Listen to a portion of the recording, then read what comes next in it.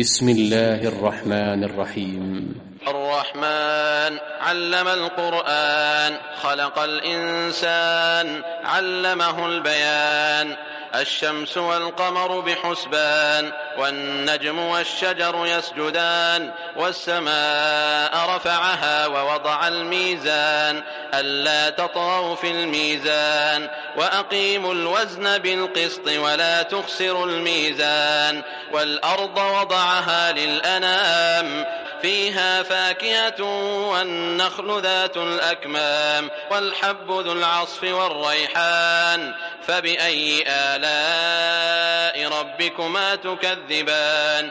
خلق الإنسان من صلصال كالفخار، وخلق الجان من مارج من نار. فبأي آلاء ربكما تكذبان؟ رب المشرقين ورب المغربين. فبأي آلاء ربكما تكذبان؟ مرج البحرين يلتقيان، بينهما برزخ لا يبغيان. فبأي آلاء ربكما تكذبان؟ يخرج منهما اللؤلؤ والمرجان. فبأي آلاء ربكما تكذبان؟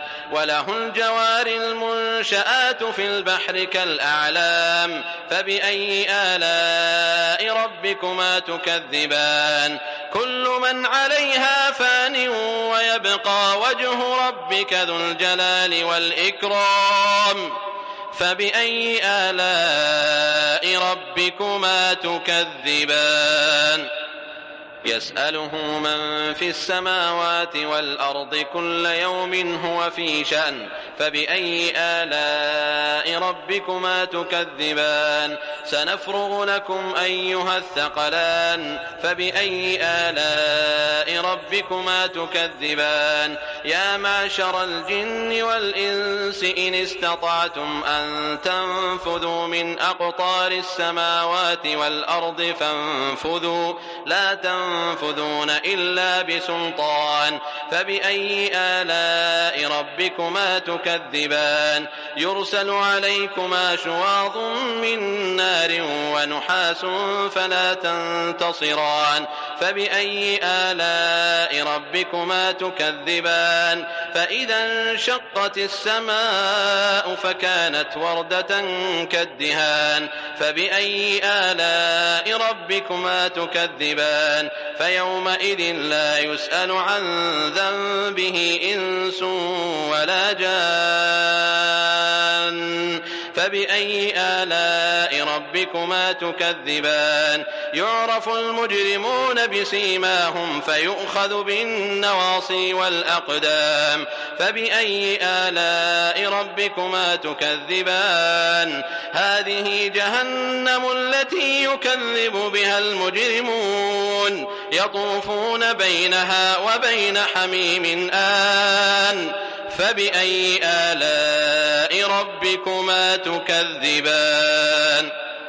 ولمن خاف مقام ربه جنتان. فبأي آلاء ربكما تكذبان؟ ذواتا أفنان. فبأي آلاء ربكما تكذبان؟ فيهما عينان تجريان. فبأي آلاء ربكما تكذبان؟ فيهما من كل فاكهة زوجان. فبأي آلاء ربكما تكذبان؟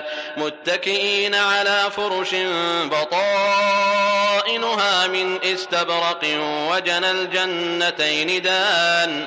فبأي آلاء ربكما تكذبان؟ فيهن قاصرات الطرف لم يطمثهن إنس قبلهم ولا جان. فبأي آلاء ربكما تكذبان؟ كأنهن الياقوت والمرجان. فبأي آلاء ربكما تكذبان؟ هل جزاء الإحسان إلا الإحسان؟ فبأي آلاء ربكما تكذبان؟ ومن دونهما جنتان فبأي آلاء ربكما تكذبان مدهامتان فبأي آلاء ربكما تكذبان فيهما عينان نضاختان فبأي آلاء ربكما تكذبان فيهما فاكهة ونخل ورمان فبأي آلاء ربكما تكذبان فيهن خيرات حسان فبأي آلاء ربكما تكذبان حور مقصورات في الخيام فبأي آلاء ربكما تكذبان لم يطمثهن إنس قبلهم ولا جان فبأي آلاء ربكما تكذبان متكئين على رفرف خضر وعبقري حسان فبأي آلاء ربكما تكذبان تبارك اسم ربك ذي الجلال والإكرام.